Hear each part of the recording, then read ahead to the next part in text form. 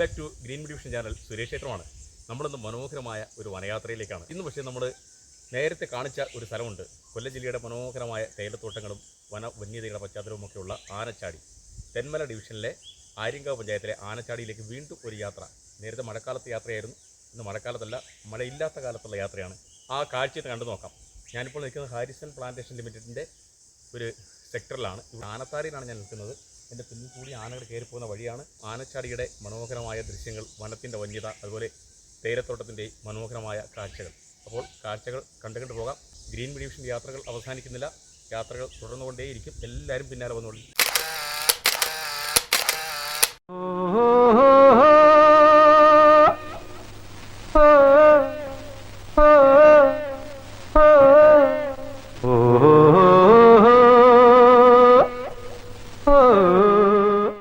ആനച്ചാടിയിലേക്ക് വരുമ്പം നമ്മൾ ഫസ്റ്റ് വന്ന് താഴത്തെ കോവിൽ കഴിഞ്ഞുകൊണ്ട് വരുമ്പം വീണ്ടും ഒരു ചെറിയ അപ്പൂപ്പനെ കുടിയിരുത്തിക്കുന്നൊരു സ്ഥലമുണ്ട്.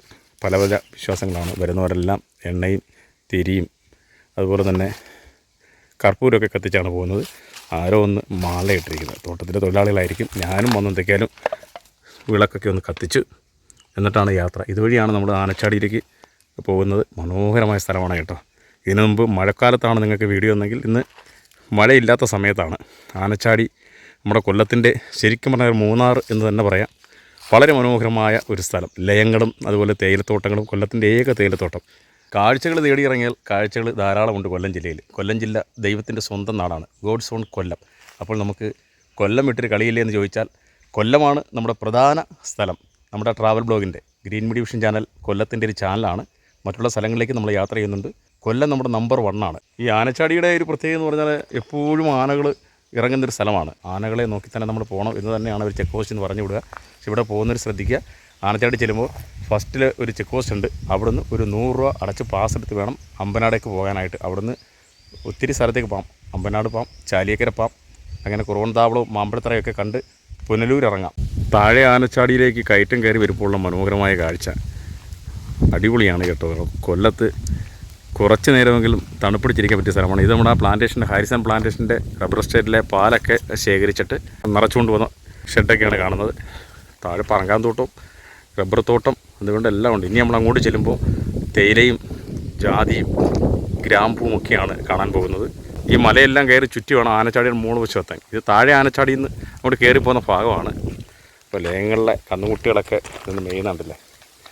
അപ്പോൾ ഇതുവഴി റോഡ് കുറച്ചൊക്കെ പോയി കിടക്കുവാണ്. ടാങ്കുള്ള ട്രാക്ടർ വരുന്നുണ്ട്, കണ്ടില്ലേ. ഇവിടെ എല്ലാം നല്ല ഇനം കൈതയാണ് ഇട്ടിരിക്കുന്നത്. ഇവിടെ നിന്നാണ് നമുക്ക് കൈതച്ചക്ക നമ്മുടെ കൊല്ലത്തിൻ്റെ പല ഭാഗത്തേക്കും വരും, തമിഴ്നാട്ടിലേക്കൊക്കെ. അപ്പോൾ അതുകൂടാതെ തന്നെ ഞാനിങ്ങോട്ട് വരുമ്പോൾ കൈതച്ചക്ക അവിടെ പറിച്ച് കയറ്റുന്നുണ്ടായിരുന്നു. അത് എടുത്തില്ല, ഞാൻ വിട്ടിങ്ങി പോയിരുന്നു. അപ്പോൾ നമുക്ക് ഇനിയും കുറേ യാത്രയുണ്ട്. നല്ല തണുത്ത കാറ്റാണ്. ആര്യങ്കാവ് പഞ്ചായത്തിൻ്റെ കുടിവെള്ളമാണെന്നാണ് തോന്നുന്നത്. ആര്യങ്കാവ് പഞ്ചായത്തില്ലേ വെള്ളം, കുടിവെള്ളം ആലോചിച്ച എന്നും കൊണ്ടുവരുമോ ലയങ്ങളിലേക്കല്ലേ? എന്ന് ലയങ്ങളിലേക്ക് വെള്ളം കൊണ്ടുവരുമോ? നിങ്ങളുടെ ആര്യങ്കാവ് പഞ്ചായത്തിലെ കുടിവെള്ളമാണ് കേട്ടോ. എല്ലാ ദിവസവും ലയങ്ങളിലേക്ക് വെള്ളം എത്തിക്കും. അത് പഞ്ചായത്തിൻ്റെ ഒരു കഴിവും അതുപോലെ തന്നെ ഈ പ്ലാന്റേഷൻ്റെ അവർക്കുള്ള ഒരു കഴിവും കൂടിയാണ്. കാരണം നമ്മുടെ നാട്ടിലൊക്കെ എത്ര സ്ഥലത്ത് കുടിവെള്ളം എത്തിക്കുന്നു എന്നുള്ളത് നമുക്കറിയാമല്ലോ. മാമലകൾക്കപ്പുറത്ത് മരതക പട്ടുടുത്ത് മലയാളം എന്നൊരു നാടുണ്ട്, കൊച്ചു മലയാളം എന്നൊരു നാടുണ്ട്. വന്യമൃഗങ്ങളുടെ ശല്യം മൂലം ഇത് ഫെൻസിങ് ഇട്ടിരിക്കുകയാണ്. വൈകിട്ടാണ് ചാർജ് ചെയ്യുന്നത്. ഒരു രക്ഷയില്ല കേട്ടോ. ഇത്രയും വൈഡായിട്ടുള്ളൊരു കാഴ്ച നമ്മുടെ കൊല്ലം ജില്ലയുടെ മനോഹരമായ മൂന്നാർ എന്ന് തന്നെ നമ്മൾ ആനച്ചാടിയെ പറയേണ്ടി വരും. എന്ത് രസമാണെന്നൊക്കെ. അപ്പോൾ ഞാനങ്ങനെ നല്ലൊരു കയറ്റം കയറി ഒരു ഭാഗത്ത് എത്തി നിൽക്കുകയാണ്. അടുത്തത് ദേ കാണാനൊക്കെ കാഴ്ചക്കാരൊക്കെ ആയിട്ട് വരുന്നതാണോ താമസക്കാരാണോ? ഒരു കാറ്, ചുമന്ന കാർ എൻ്റെ നടുക്കൂടെ വരുന്നുണ്ടോ. ആനച്ചാടി കാണാനായിട്ട് ആൾക്കാർ ധാരാളം വരുന്നുണ്ട്. 100 രൂപ പാസ് എടുത്താലും നഷ്ടമൊന്നുമില്ല കേട്ടോ. കാരണം അത്രയ്ക്ക് മനോഹരമായ കാഴ്ചകളാണ്. ഭാഗ്യമുള്ളവർക്ക് ചില സൈറ്റിങ്ങിൽ ആനയൊക്കെ നല്ല പോലെ കാണാം. സഞ്ചാരികളാണ് എന്ന് തോന്നുന്നു. ഇവിടുത്തെ താമസക്കാരാണെന്ന് അറിയില്ല. പുഴകൾ, മലകൾ, പൂവനങ്ങൾ, ഭൂമിക്കു കിട്ടിയ ശ്രീധനങ്ങൾ. സത്യം പറഞ്ഞാൽ എന്ത് അർത്ഥവത്തായ വരികളാണ് നമ്മുടെ വയലാറൊക്കെ എഴുതിയത്. പുഴകളും മലകളും പൂവനങ്ങളും ഭൂമിക്ക് കിട്ടിയ ശ്രീധനമായിട്ട് തന്നെ നമുക്ക് കാണാം. അത്രയ്ക്ക് മനോഹരമാണ് നമ്മുടെ കൊച്ചു കേരളം. അതുപോലെ നമ്മുടെ കൊല്ലം ജില്ല അതിലേറെ നമുക്ക് ഇഷ്ടപ്പെടുന്ന ഒരു സ്ഥലമാണ്. കൊല്ലം കണ്ടാൽ ഇല്ലം വേണ്ട എന്ന് പറയുന്നത് ചുമ്മാ ഒന്നുമല്ല കേട്ടോ. കയറ്റം കയറി താഴെ ആനച്ചാടിയിലാണ് വന്നിരിക്കുന്നത്. അപ്പോൾ ഇവിടെ എത്തുന്നുണ്ടെങ്കിൽ തന്നെ നമ്മുടെ ശ്രീ മഹാഗണപതി, ശ്രീ കറുപ്പസ്വാമി, ശ്രീ മാരിയമ്മൻ ടെമ്പിള്. അപ്പോൾ ലോവർ ആനച്ചാടി എന്ന് പറയും, താഴെ ആനച്ചാടി. ഈ ക്ഷേത്രത്തിൽ ഉത്സവമൊക്കെ നടക്കുന്നതാണ്. ഇവിടെ എസ്റ്റേറ്റ് ലയങ്ങളാണ് മുകളിൽ. ഇവിടെ നിന്ന് മൊത്തം ലയങ്ങളിലേക്ക് പോകുന്ന വഴിയാണ്. ഇവിടെ ഒരുപാട് ലയങ്ങളുണ്ട്.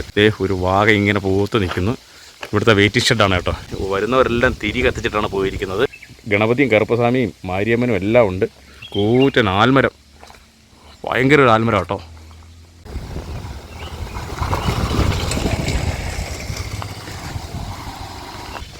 അവർ ആനച്ചാടി കാണാനായിട്ട് പോവുകയാണ്.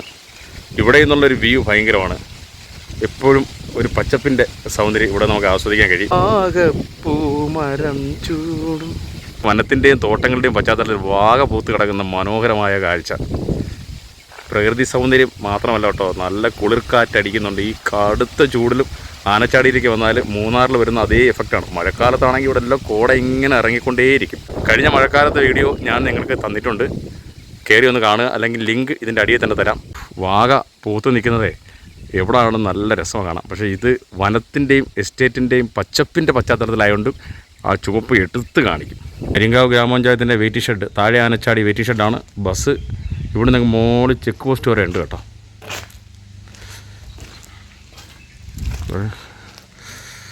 വാഗയുടെ പൂക്കൾ എന്താ ഭംഗിയെന്നൊക്കെ. ഇതെല്ലാം എസ്റ്റേറ്റ് ലയങ്ങളാണ് ഈ കിടക്കുന്നത്. പണ്ടത്തെ പോലെ എസ്റ്റേറ്റ് ലയങ്ങളിലൊന്നും ആളൊന്നുമില്ല കേട്ടോ. ഒരുപാട് പേര് റിട്ടയർമെൻറ്റൊക്കെ ആയി തമിഴ്നാട്ടുകാരാണ് കൂടുതലിവിടെ ജോലി ചെയ്യുന്നത്. അവരൊക്കെ മക്കൾക്ക് ജോലി കിട്ടി പല സ്ഥലത്തും പോയി. പലരും അതുകൊണ്ട് ഇവിടെ താമസം മാറ്റി ആൾക്കാർ കുറവാണ്. ആനച്ചാടിയുടെ മനോഹരമായ ദൃശ്യങ്ങളാണ് ഈ കാണാൻ പോകുന്നത്. ചുറ്റും തേയിലത്തോട്ടങ്ങളാണ്. അതിൻ്റെ ഇടയ്ക്ക് ഗ്രാമ്പു, അപ്പുറത്ത് ഓറഞ്ച് നിപ്പുണ്ട്. അങ്ങനെ ഓരോരോ കാഴ്ചകളാണ്. മനോഹരമായ ഒരു കാഴ്ച. കൊല്ലത്തിൻ്റെ ഏക തേയിലത്തോട്ടമായ അമ്പനാടിൻ്റെ ഭാഗത്തൂടെ പോവുകയാണ്. ഞാനൊരു പുളിമരത്തിൻ്റെ മുകളിലോട്ട് വന്ന് ഞാൻ ഫുഡ് മേടിച്ചിട്ടുണ്ട്. താഴെ ഒരു ക്ഷേത്രത്തിൽ ഉത്സവമുണ്ട്. തുള്ളലൊക്കെ കഴിഞ്ഞ് ഞാൻ വന്നപ്പം താമസിച്ചു. ആനച്ചാടി ക്ഷേത്രത്തിൽ ഉത്സവമാണ്. രാത്രി അതിന് പരിപാടി. അങ്ങനെ ഫുഡും വെള്ളവും എല്ലാം ഉണ്ട് കേട്ടോ. ഇങ്ങനെ ഞാൻ എവിടെ പോയാലും ഇങ്ങനെ വനപ്രദേശത്താകുമ്പോൾ ഇങ്ങനെ ബിരിയാണിയാണ്. ബിരിയാണി കഴിക്കാതെ നടക്കും. പിന്നെ ചോറ് മേടിച്ചുകൊണ്ട് ഒത്തിരി പൊതികൾ കാണും. ചോറിൻ്റെ ആ പൊതികളെല്ലാം കൂടെ നമുക്ക് എടുത്ത് വെക്കാനൊക്കെ വലിയ പാടാണ്. ഇതാകുമ്പം വലിയ റിസ്ക് ഇല്ലാതെ കഴിക്കാം. നല്ല കാറ്റുണ്ട് കേട്ടോ. പപ്പടമൊക്കെ പറന്ന് പോകുന്നു. അത് ചിക്കൻ ബിരിയാണി.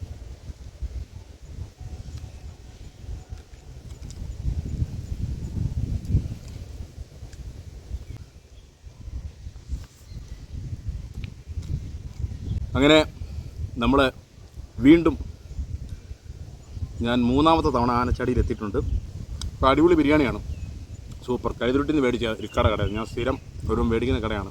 ആനയൊക്കെ ഏത് സ്ഥലത്തൂടെയും തേലക്കാട്ടിൻ്റെ ഇടയിൽ കൂടെ ഇറങ്ങി വരും. വെള്ളം കുടിക്കാനായിട്ട് അപ്പുറത്ത് വാനായിട്ടെന്നാണ് പറയുന്നത്.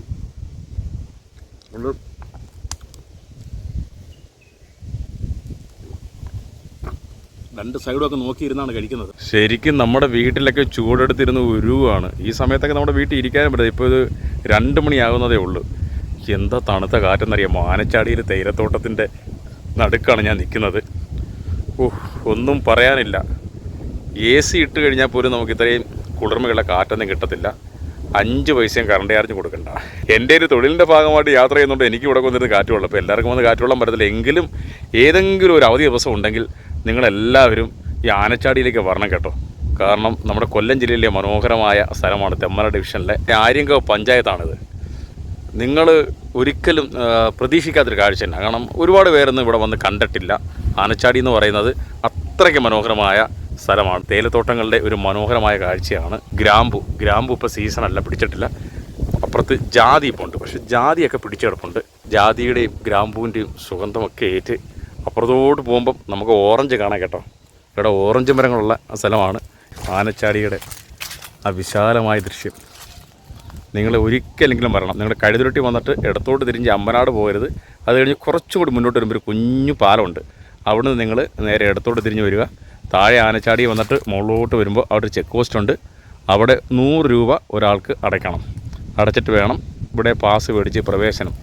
എന്നാലും നഷ്ടമില്ല കേട്ടോ. നമ്മൾ എവിടെല്ലാം പോയി എത്ര രൂപ ചിലവാക്കിയാണ് ഈ കാഴ്ചകൾ കാണാൻ ചൂടും പിടിച്ച് പോകുന്നത്. അത് വെച്ച് നോക്കുമ്പോൾ നമ്മുടെ കൊല്ലം ജില്ലയിലെ മൂന്നാർ എന്ന് പറയുന്ന ആനച്ചാടിയും അമ്പനാടും ഒക്കെ നല്ല അനുഭവമാണ് കേട്ടോ.